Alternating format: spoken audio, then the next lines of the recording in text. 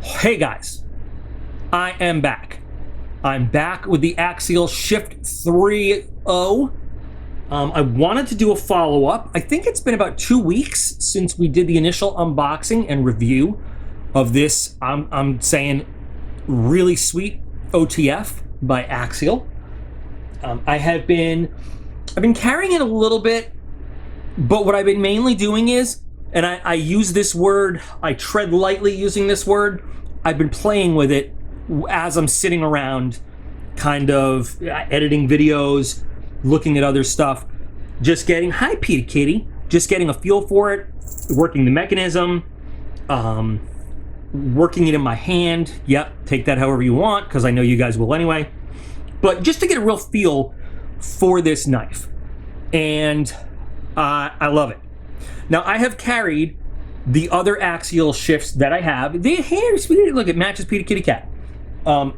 See, well, okay, back to what I was saying. See, you distract me so much because you're so handsome. So I've been, you know, I have carried like routinely the other Axial shifts that I have, and I don't think I have. Do I have one right here? I do. I have the other one right here. I have both of them right here. Convenient.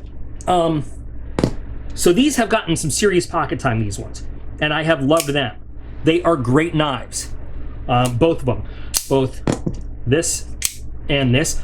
I did misspeak before, and somebody corrected me. I don't have a Shift 1 and a Shift 2. I have two Shift 1s, because what they did was they gave me a Shift 1, and then when they came out with the new warning blade, they sent me a second Shift 1 in the warning. And it's my mistake when I said I had the 1, the 2.0, and now the 3.0. And I appreciate whoever corrected that for me. I forgot who you are, but I owe you a beer. I really like the 3.0 better than the 1.0 models, so I can't compare it to a 2.0. But the action on this one is so much lighter and smoother. And these are good. I mean, these are smooth. And these are easy. And these feel good. But this one is just... I can't, man, it's another one of those things that you can't describe, you can't explain in words unless you've had it in your hand. And it's great. I mean, it's great. And I've always said this, I'm not really normally a big OTF fan. I feel like there's a lot of knives, manual knives, that open just as quick as automatics do these days. And I'm still working on that video about the just shenanigans that ended up making switchblades, automatic knives, illegal in this country for so long. And you know, back then there was a big disparity in the speed with which you could open an OTF or a side opening automatic knife, switchblade, and your traditional like buck 110, you know, folder knife. But that being, forgetting the point, you know, I really love this shift. I have the Infidel, you know, in my collection, which, you know, so I own an Infidel to say I own an Infidel. I mean, that's the thing. Microtech, I own a Microtech to say I own a Microtech. I have the shift, well, because they gave me the shift. Okay, so that's true. But I have the shift. I carry the shift because I like the shift. And so I have lost count. I wanted to make sure that I worked the mechanism on this at least 1,000 times. And I have lost count a little over 1,100. 1,100 times, full cycle, in and out, without a single misfire. Now, I'll be honest, the one did not make it that far without like going off track at least once. And when that happens with almost all OTFs, and that's okay because they're easy to reset. And it's actually, there's a safety feature built in, and I've said this all the time, and I will do it with this intentionally. I'll make it do that. If there's any resistance when your OTF opens, it will not fully open and lock itself. And that's to prevent you from like accidentally stabbing yourself in the leg if it should accidentally fire open in the leg. And so watch. The blade stops because it meets resistance. to lock it in to get it back on track so that it now works again, all you got to do is manually pull that blade back out into the lock position. Any good quality OTF should do this, okay? And then you should be able to just use it no problem again. Sometimes, occasionally, because OTFs work on a series of springs, so there's, and this is generalization, but all OTFs kind of work the same way inside. I'm not saying there's not a proprietary method here and there, but in general, the mechanism is kind of the same. There's two springs, and they're at a position of rest all the time. One spring flexes, expands when you open the knife. One spring expands when you close the knife, and it allows the mechanism to go. But after it does what it does, the spring relaxes again, so you're not ruining your spring tension, over time. I used to think that the spring was always tense in one position or the other, till I really took one apart and got to know it. Anyway, what can happen is, from time to time, that an OTF knife will misfire. It will open, but it will not fully launch out and lock. And again, this can happen with any OTF knife, from the cheapest to the most expensive. It just can, and it doesn't mean anything's wrong with it. But with a really well engineered and put together OTF knife, it doesn't happen as much. And with the Shift 3, it has not happened at all.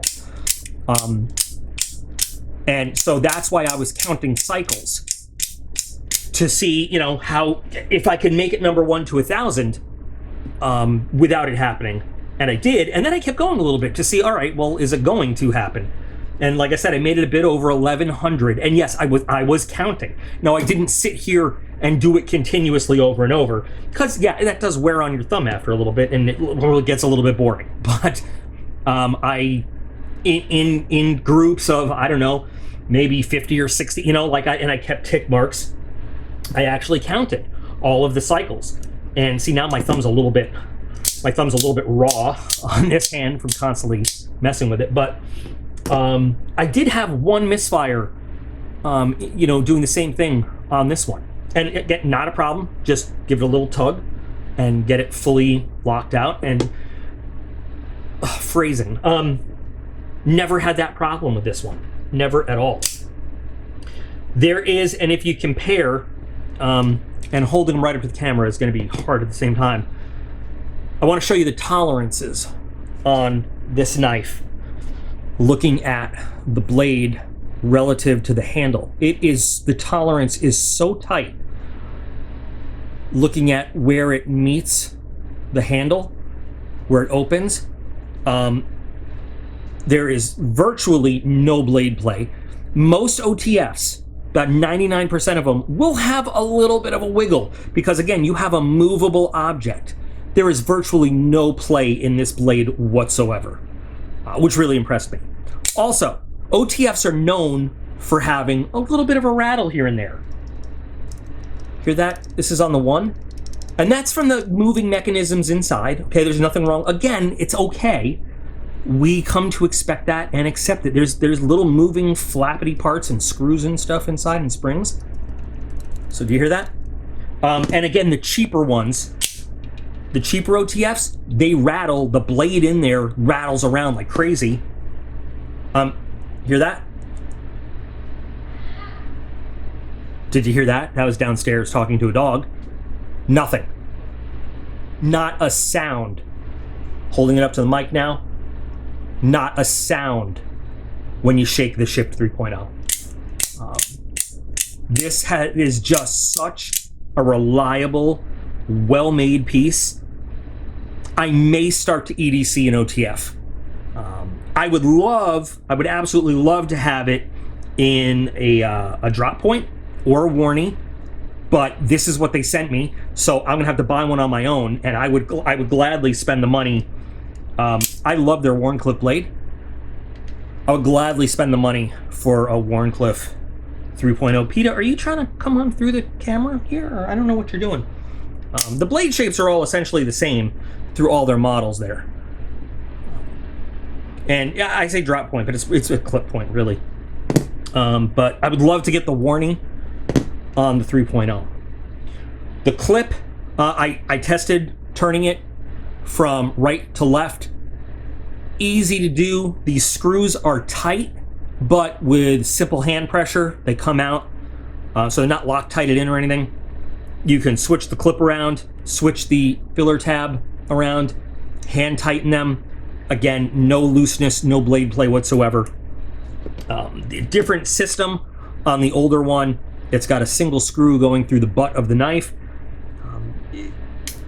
It's not like one clip is more secure than the other, but I do love the deep carry clip on the new one.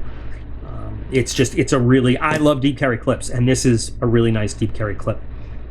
All titanium, as with the switch, and the grip on it is, excuse me, I feel like the grip on it, with all that jimping all along the handle.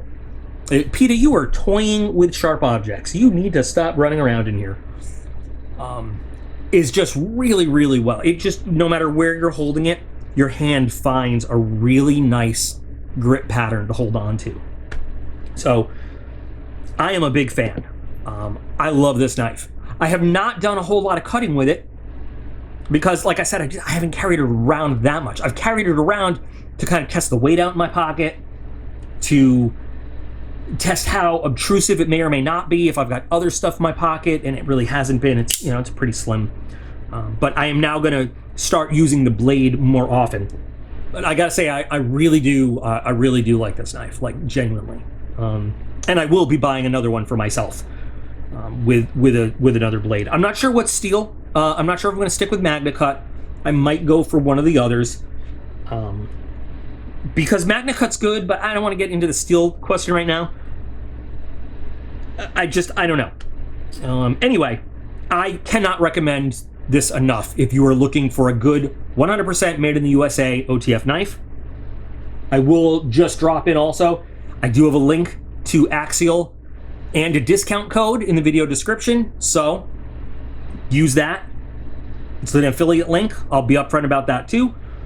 So help the channel out a little bit, save yourself a few bucks, get yourself a really nice, sweet knife at a bit of a discount. But yeah, I told you guys I was going to do a follow-up, and here it is. I love it. Oh, I also said that this was a coated aluminum. It's anodized aluminum, not coated, and my mistake for that. But it's a really nice ano coating. You can see they got the matte really nice on it. So anyway, there is my follow-up so far on the Shift 3.0. As I use the blade a little bit more, we'll test out their Magna Cut, and I'll be back with a second follow-up on it. We'll talk about edge retention and how the blade held up. But there it is. There we go. So anybody else who has now, I know a few of you guys told me that you, based on the other review video, have gone ahead and ordered one. What do you guys think? Are you happy with them? Are you enjoying them as much as I am? I really do want to know. I hope that some more of you will jump in on this, because I love Axial. I think they're a great company. I've had personal conversations with more than one person involved with the brand. They're really proud of what they're doing. Unfortunately, when they did get their start, while their highest end stuff was made in the USA, they did have to outsource some stuff to be made overseas. It pissed people off, and you know what they did immediately? They said, okay, we're gonna stop, we're gonna retool, and they fixed it. And now everything is made in the USA. They're a cool brand made and run by people that care about what they're doing. And that's important to me too. So, all right, guys, thanks for watching this little follow-up. I appreciate it. I really want to know what you guys think, especially in comparison to some of the other cool OTFs that may be out there that you've seen lately. Share that if you would, that'd be cool to talk about. Another big shout out to Axial. You guys are awesome. I appreciate you putting one of these in my hand so I can carry it around, test it out, and show everybody. Axial's a great company. One more time, link in the video description with a discount code, so please jump on that and use it and support these guys. Remember that you are all absolutely awesome, and I appreciate every single one of you, and I'll be back again real soon.